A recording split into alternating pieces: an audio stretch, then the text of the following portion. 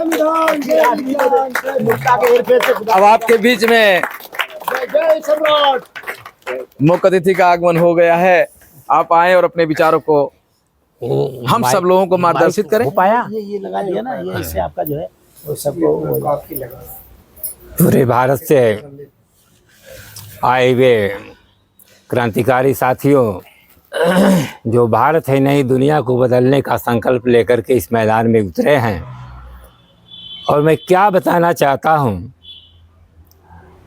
इस जिज्ञासा को मैं रूबरू इतना सरल भाषा में बताने का प्रयास करूँगा, हो सकता है कि आपके समझ में आए। वो जो देश में महंगाई है, महंगाई का ढिढोरा पीटा जा रहा है। मेरा एक स्लोगन है, क्या महंगाई में विकास संभव है या फिर विकास में महंगाई। कैमरामैन, मैं चाहूँगा कि उस लाइन की तरफ फोकस जरा करें। क्या महंगाई में विकास संभव है या फिर विकास में महंगाई। यह दुनिया के लिए एक जो है मिसाल है, सब पे क्वेश्चन है, वहाँ क्वेश्चन मार्क होना चाहिए, लेकिन प्रिंटर ने सिंपल लाइन लिख दिया है। वो कोई बात नहीं, मैं उसके परिभाषित कर रहा हूँ। दूसरी चीज़ मैं ये कहना चाहता हूँ कि लीगल टेंडर, रुपए का लीगल टेंडर परिभाषित करें। कार्यपालिका, विधायिका, न्यायपालिका ये बताएं कि रुपए का लीगल टेंडर होता क्या है। मैं बताना चाहता हूँ कि लीगल माने होता है कानूनी, और टेंडर माने अदा करना। यानी जब संज्ञा के साथ क्रिया लगती है तब वाक्य बनता है, और वह लीगल टेंडर ये एक तो 1906 में है। दूसरी बात कि 8 नवंबर 2016 को हमारे प्रधानमंत्री जी ने स्टेटमेंट दिया था कि आज से पुराने 500 और 1000 नोटों का लीगल टेंडर नहीं रहा। लीगल टेंडर प्रधानमंत्री के मुख से आ रहा है, तो लीगल टेंडर का अर्थ हमने बताया, और वो अर्थ आपका अब क्रियान्वयन की तरफ बता रहे हैं कि क्या इस अर्थ के अनुसार उसी समय का 2, 5, 10, 20, 50, 100 के नोटों का लीगल टेंडर है, और पुराने 500 के और 1000 नोटों का लीगल टेंडर नहीं रहा। ये कौन सा उनका स्टैंडर्ड और मानक है जिससे वो कह रहे हैं कि पुराने 500 का और 1000 का नोटों का लीगल टेंडर नहीं रहा, और जो जारी किए उनका लीगल टेंडर है। उसके विषय में विशेष रूप से आप समझें कि लिखा है, मैं धारक को 100 रुपया अदा करने का वचन देता हूँ। तो क्या देने का वचन देते हैं? वह रुपया है तो फिर लिखने की क्या औचित्य। कोई चीज़ जब अपने आप में निहित नहीं रहती है तब वह लिखा जाता है, तो लिखा जाने वाला वचन पत्र फ्रॉड, और उस पर गारंटी लेने वाले भी फ्रॉडिया है। गवर्नर और जो है केंद्रीय सरकार, ये दोनों के दोनों फ्रॉडी हैं। अब तीसरा क्वेश्चन ये अब आ रहा है कि जब सोना सिक्योरिटी के रूप में रख दी जाएगी तो क्या उसकी मानक मात्रा बढ़ सकती है? कदाप नहीं। ये मैं यही मैथमेटिक्स है, मैं इसको लिख रहा हूँ। Mathematics is a mother of all constitution. Nothing should be placed above our universal mathematics. When the gold will be kept as security, then its standard quantity may increase, decrease, is that not? यानी सोना security, जब सोना security के रूप में रख दिया जाएगा तो क्या इसका स्टैंडर्ड मात्रा घटेगी, बढ़ेगी? अर्थात नहीं। जनता के पॉकेट पर अकल की डकैती। जितना सोना सिक्योरिटी के रूप में रखा है वह चाहिए, और नहीं तो संचालक और निरंतर अपराधी हैं, और यही रुपये का लीगल टेंडर है। संविधान स्वाधीन भारत की जिंदाबाद, जिंदाबाद। और साथियों, मैं आपको ये बता देना चाहता हूँ कि ये बात जब आपराधिक मामला बनता है तो हमने 2002 में भी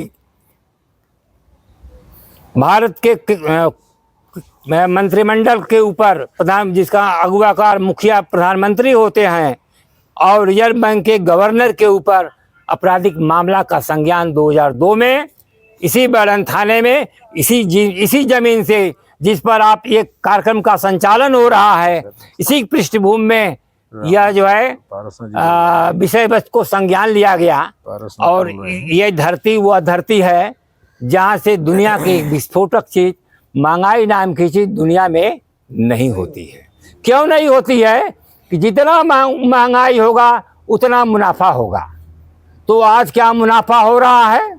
अगर मुनाफा होता है तो बेरोजगारी क्यों होती? बिना उत्पादन का जीवन संभव नहीं है। क्या महंगाई में विकास संभव है या फिर विकास में महंगाई? जब सोना सिक्योरिटी के रूप में रख दिया जाएगा तो उसकी मानक मात्रा घट बढ़ सकती है। तो रुपए का लीगल टेंडर क्या है? Mathematics is the mother of all science, nothing should be place our constitution. अब वो अंतिम लाइन के रूप में मैं उसको परिभाषित करना चाहता हूँ कि ऊंचे जीवन स्तर के व्यक्ति का उत्पाद के सापेक्ष में नीचे जीवन स्तर के व्यक्ति का उत्पाद हमेशा सस्ता होगा। अर्थात रुपया और डॉलर में बट्टा लगने से नीचे जीवन स्तर के व्यक्ति की प्रॉपर्टी संपत्ति पहले ही उड़ जाती है। जैसे धूप होती है तो छोटे छोटे गड्ढे का पानी पहले उड़ जाता है और जब उसी क्रम में जब बरसात होती है तो सबसे पहले तृप्ति उनकी हो जाती है। ये कोटेड चीज मैं इसलिए लिखा हूँ कि सभी विषय वस्तु को आप बारीक से समझें। तो आज जो महंगाई जो पक्ष और विपक्ष सामूहिक रूप से अर्थशास्त्रियों ने यूनिवर्सिटियों में प्रोफेसर ने जो एक माहौल क्रिएट किया, वो असल बात यह है कि डॉलर और रुपए में बट्टा लगाया गया है। ये तो बात समझ में आई। और जो बट्टा लग जाता है तो जैसे धूप होती है तो छोटे छोटे गड्ढे पहले उड़ जाते हैं तो मजदूर तबका सबसे पहले उसकी संपत्ति लूट जाती है। जो उसके पॉकेट पर तिजोरी में धन, लाकर का धन और बैंक में रखा धन आप पकड़े रहेंगे, जेब पकड़े रहेंगे, लूट जाती है। कैसे लूट जाती है? जैसे एक मीटर है, मीटर के दूरी पर 1 लिखा है और 1 की जगह पर 2 लिख दिया जाए तो क्या असर पड़ेगा? फ्रॉड हो जाएगा। वो 2 मीटर का दाम लेगा और आधा मीटर ही देगा। 2 का 1 रखेंगे, 1 की जगह पर 2 बनाएंगे तो 2 1 था तो आधा हो गया कि नहीं हो गया? यानी गुणात्मक चीटिंग इसको प्रोफेसरों ने, यूनिवर्सिटियों ने, पार्लियामेंट ने और जो है वित्त आयोग ने इसको रखना चाहिए कि नहीं रखना चाहिए? रखना चाहिए कि नहीं रखना चाहिए? और यही काम डॉलर करता है। डॉलर के नक्शे कदम पर रुपया संचालित होती है।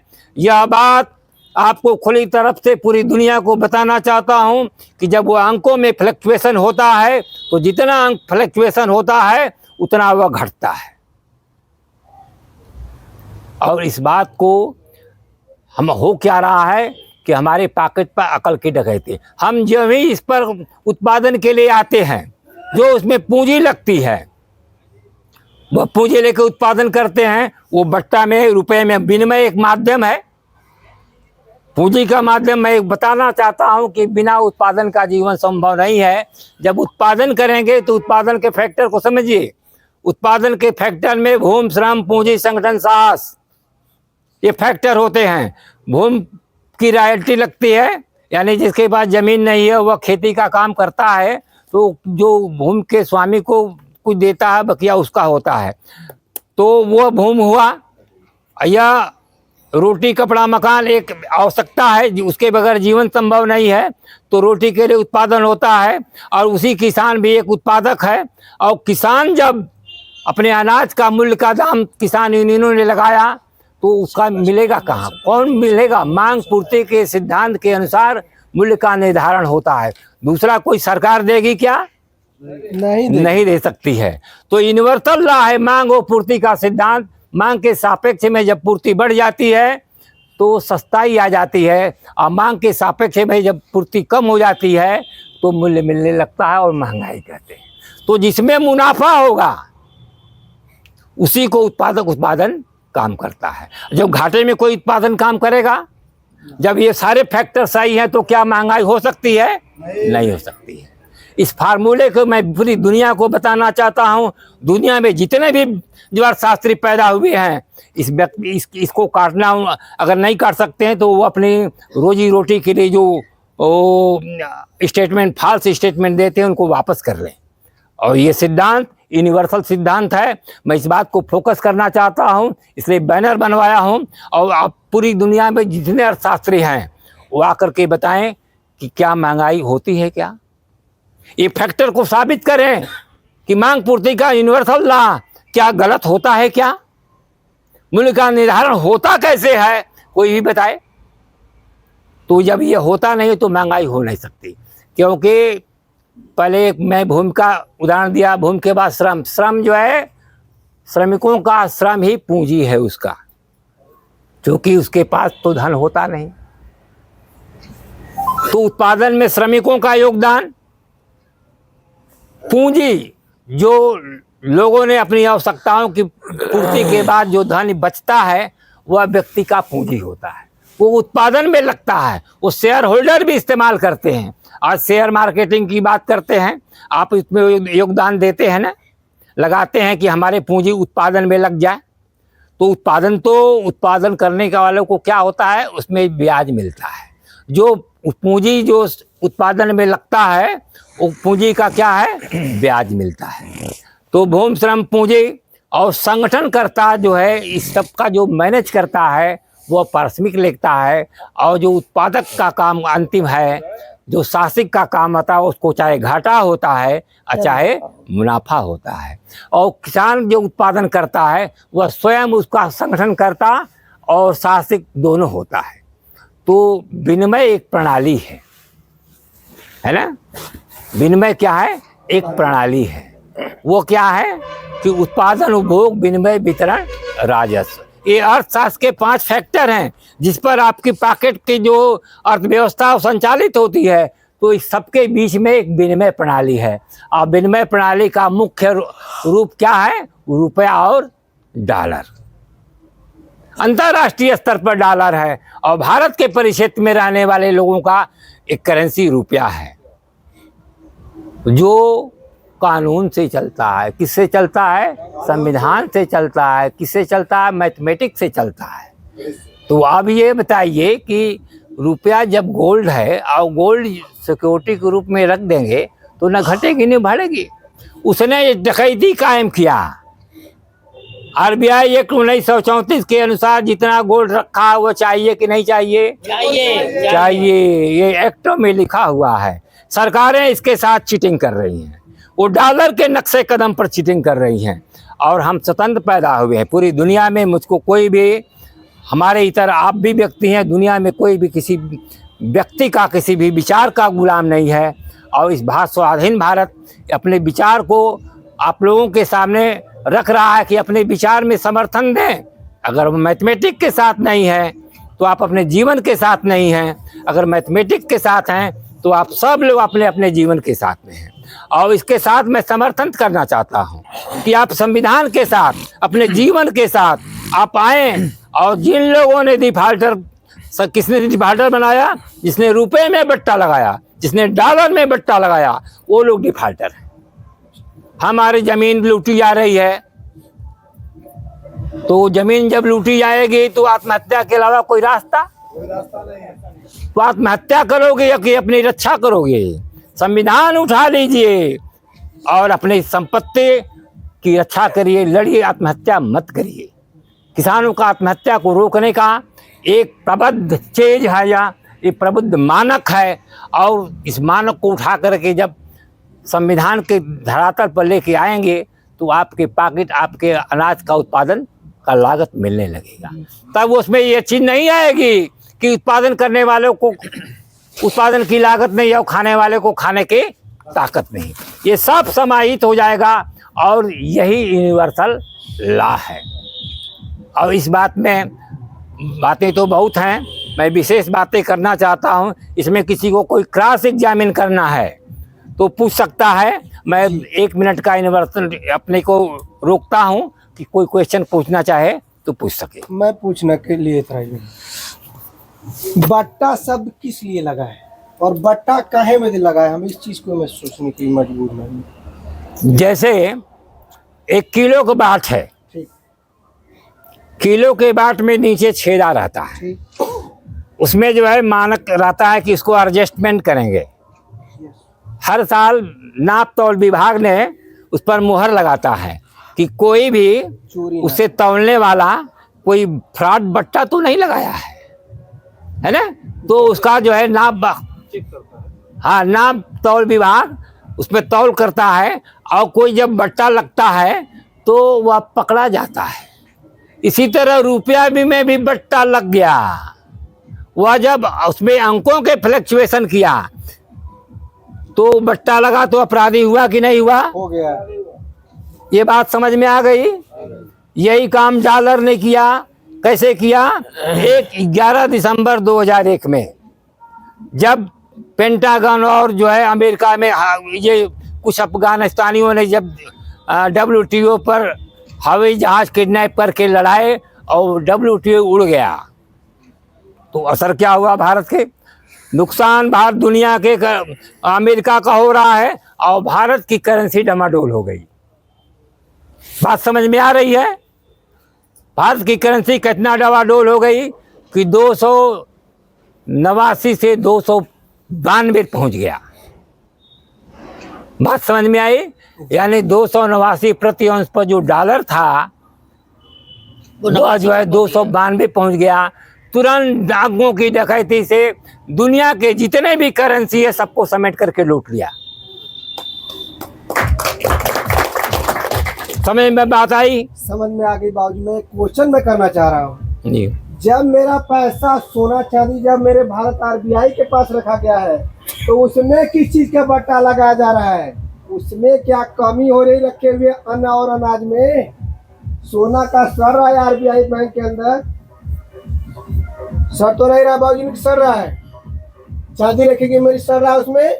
मैं 1 किलो तौल के मेरे लिया है और मेरे देने के लिए वो 800 ग्राम क्यों दे रहा है? मैं आपसे तो यही तो, या जो आप क्वेश्चन बता रहे यही तो बट्टा है, यही तो चीटिंग है, इसीलिए तो अपराधी है। इसी क्वेश्चन को, यह दिमाग जो आपके दिमाग में है, इसी को लेकर के तो मैं FIR किया। तो मैं प्रधानमंत्री के ऊपर FIR क्यों करता? RBI के ऊपर FIR क्यों करता? 2002 में इसी जिस धरती से आप क्वेश्चन कर रहे हैं, इसी धरती के से अब मेरी दिमाग में एक कॉन्सेप्ट क्लियर हुआ तो इसी आपराधिक मामला थाने से शुरू होता है।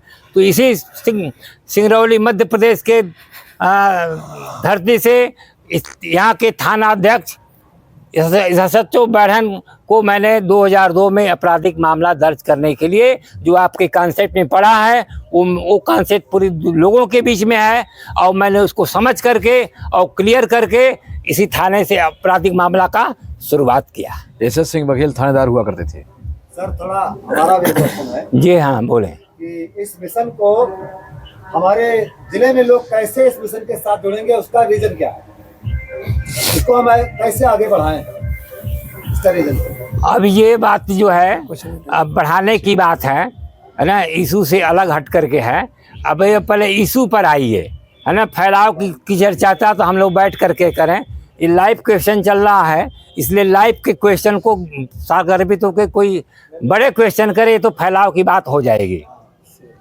रुपया फ्रॉड से संबंधित जो भी हाँ, कोई क्वेश्चन किसी भी तरह का अगर किसी के पास कोई प्रश्न है तो पूछे, वरना बात आगे बढ़ेगी और मैं उसका उत्तर दूंगा और संतुष्ट करूंगा। और दुनिया में लाइव चल रहा है, ये होना चाहिए। और ताकि पूरा दुनिया जाने कि महंगाई नाम की चीज दुनिया में नहीं होती। किसी के पास क्वेश्चन नहीं है? बोलिए सर, आगे बोलिए, क्वेश्चन नहीं। तो ये क्वेश्चन एक है, हमारे साथी लोग भी कल रात में ये क्वेश्चन कर रहे थे कि मान लो कोई हमने लोन लिया है, कोई गाड़ी को फाइनेंस किया है और हमने जो राशि दी है वो राशि हमारे फार्मूले के हिसाब से जैसा आप बता रहे हैं उस हिसाब से तो हम राशि उसको ज़्यादा दे चुके हैं। फिर हम क्यों दें उसको राशि? तो इसकी हमारी लोन माफ़ होना चाहिए या लोन चाहिए ही नहीं। अब ये जैसे हमने दिनेश पटेल साहब ने बताया कि हम डिफाल्टर हो गए। डिफाल्टर कैसे हुए? रुपया में बट्टा लगने से हुआ ना जी। वह RBI एक के अनुसार संचालित होना चाहिए। और जब सेक्शन याद नहीं आ रहा है मैं सेक्शन को बता दूंगा। उस सेक्शन के तहत ये लिखा हुआ है कि यानी 18/20 यानी 85% गोल्ड सिक्योरिटी के रूप में रखा जाना है। 85%।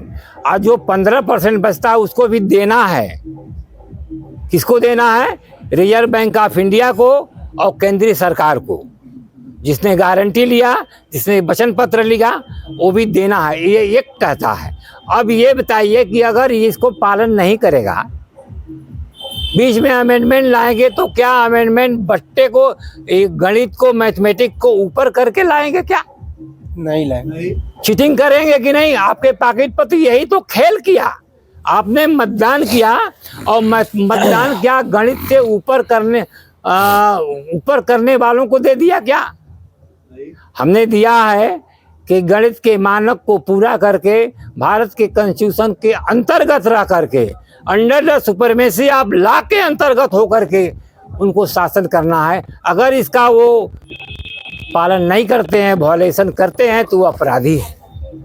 और इसी कारण किसान डिफाल्टर होता गया और उसके उत्पादन का लागत नहीं मिला।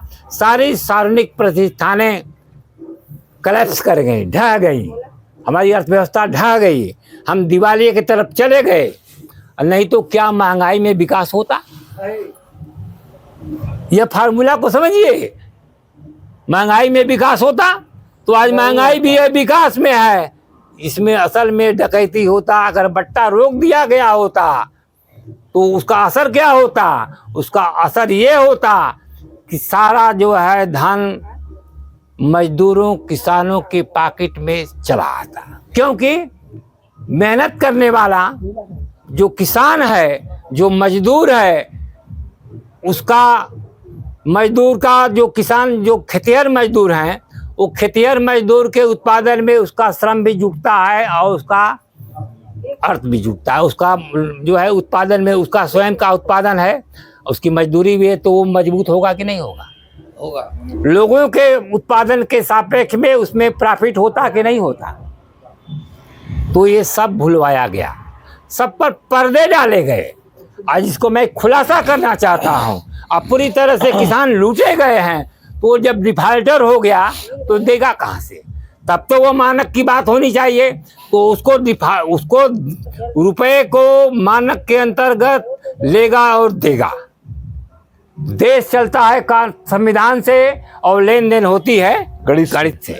ये बैनर की तरफ मैं चाहूँगा कि फोकस करें और उसको दिखाएं, देश कैसे चलता है, संविधान कैसे चलता, लेन देन कैसे होती है।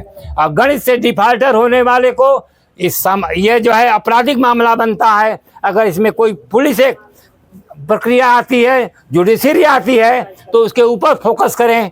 अगर ये देखें आईपीसी सेक्शन 231 के अनुसार रुपए का कूट करने की प्रक्रिया में सम्मिलित को 10 वर्ष की सजा है। और दूसरी फोकस करके दिखाएं आईपीसी सेक्शन 119 के अनुसार कूटकरण की परिकल्पना में लोक सेवकों द्वारा अर्थात मजिस्ट्रेटों के द्वारा अगर कोई कर रहा तो उनके श्रेणी के अंतर्गत वो भी अपराधी है। अब कोई और क्वेश्चन है तो आप बताएं। ये खुला अधिवेशन चल रहा है, संविधान के अंतर्गत चल रहा है। मैं मीडिया कर्मी से बताना चाहता हूं कि इस पर संविधान की तरफ जो है आप अपने जो कैमरे की तरफ घुमाएं। ये संविधान के अंतर्गत है। सीआरपीसी आईपीसी जो है इससे जो है चलनशील है। आईपीसी के लोग समझ नहीं पा रहे हैं बाबूजी, इसका मतलब क्या होता है? समझना पड़ेगा, इतना एजुकेशन से समझना पड़ेगा, समझ लीजिए जो कुछ लिखा पड़ा है। इस पर फोकस करिए। ये WP 4748 ये रीट पिटीशन है। जरा यह जो हमने FIR पंजीबद्ध करने के लिए बैरन थाने में दिया, तो वो मामला जब थाना पंजीबद्ध नहीं किया तो उसको मजिस्ट्रेट में ले गए। एक मजिस्ट्रेट में 156(3) के तहत आया। 156(3) में DN मिश्रा ने जब उसको खारिज किया और वह खारिज कैसे करते हैं कि आर्गुमेंट सुनने से पहले ही उन्होंने डिसीजन ले लिया। वो इतने जब पिटीशन उनके सामने जा रहा है तो इतने गंभीर हो गए, असहज हो गए कि आर्गुमेंट सुनने से पहले ही चैम्बर में लिख करके घर से ले आए थे जजमेंट। ये न्याय प्रक्रिया का पूरा पूरा खुल्लम खुल्ला जो है उल्लंघन किया है और डीएन मिश्रा जो है संविधान का गला घोंट दिया है। ऐसे जजों को चिन्हित करने की ज़रूरत है और वो सब चिन्हित होंगे, क्योंकि वह जो है लड़ाई पूरी जनता का है, पाकिट पाकल की डकैती का है और प्रधानमंत्री को खिलाफ एक्शन लेने का था, आरबीआई के खिलाफ एक्शन लेने का था। ऐसे अवसर में इन लोगों ने संविधान का गला घोटा है और जब ये खारिज करते हैं तो मैं उसको डायरेक्ट जो है मध्य प्रदेश जबलपुर हाई कोर्ट में ले जाता हूँ और एडवोकेटों के थ्रू मैं जाता हूँ। अजीत सिंह जो है चीफ जस्टिस थे, मध्य प्रदेश के चीफ जस्टिस अजीत सिंह, चूँकि यह सेंसिटिव मैटर है तो सीजेआई को, मध्य प्रदेश सीजेआई को यह केस पहुंचती है और अजीत सिंह ने उसको डिसमिस कर दिया। फिर जो है उसको मैं पुनः रिव्यू में आता हूं तो वकील के ऊपर वो एलिगेशन लगाते हुए कि इन्होंने सारा साइटेशन लिखा हुआ है, उसको मैं फोकस करूंगा। अभी मंच पर उपस्थित नहीं है इसलिए मैं उसको उपस्थित करा दूंगा। उन्होंने 250 रुपये का कास्ट इम्पोज किया। उसका परिणाम ये हुआ कि एडवोकेट जगत मैदान छोड़ करके भाग गया।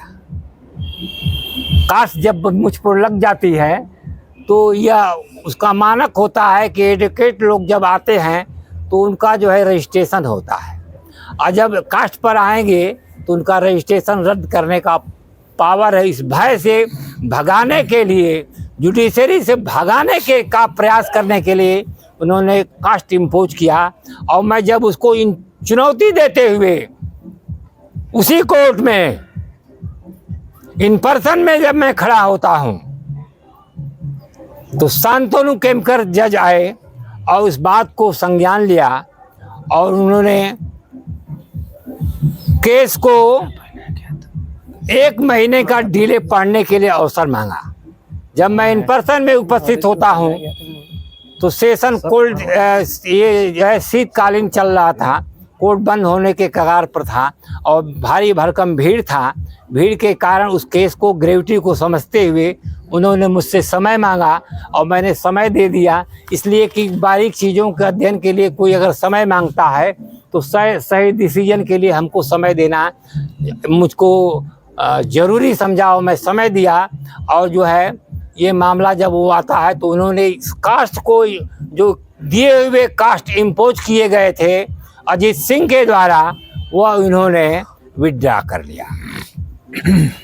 जब उन्होंने विड्रा कर लिया तो इसका मतलब ये हो जाता है कि हमारे बातों में मेरिट है, इस पिटीशन में मेरिट है, इस पिटीशन में गणित शाश्वत है, लेकिन डिसमिस भी कर देते हैं। ये दोनों पहलू नहीं चलेगा कि पूरब भी चलेंगे पश्चिम भी चलेंगे, ऐसा संभव नहीं है। विकास भी होगा, महंगाई भी होगा, ऐसा नहीं चलने वाला है।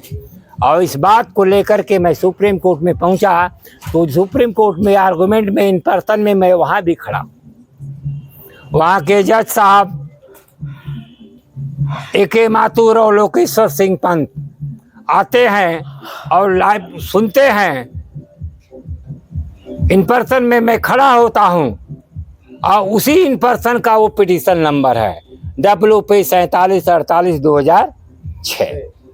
जो आपने क्वेश्चन किया कि WP 4748 क्या है, कैमरामैन से मैं चाहूँगा कि उधर फोकस करें कि 4748/2006 का मतलब उस पिटीशन में इन पर्सन में मैं रूबरू आर्गुमेंट किया हूँ और उन्होंने भरे अदालत में इस बात को महसूस किया कि आपकी बात सही है। लेकिन जब उन्होंने लिखा तो इन्होंने डिसमिस किया और इस पर हमने पूरे सुप्रीम कोर्ट के सभी जजों के ऊपर इस बात को एलिगेशन लगाया कि मुलजिम को गिरफ्तार करो। मुलजिम कौन?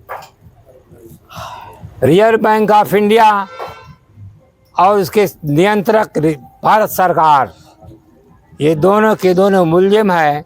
इनकी गिरफ्तारी सुनिश्चित करो, नहीं तो कुर्सी छोड़ो।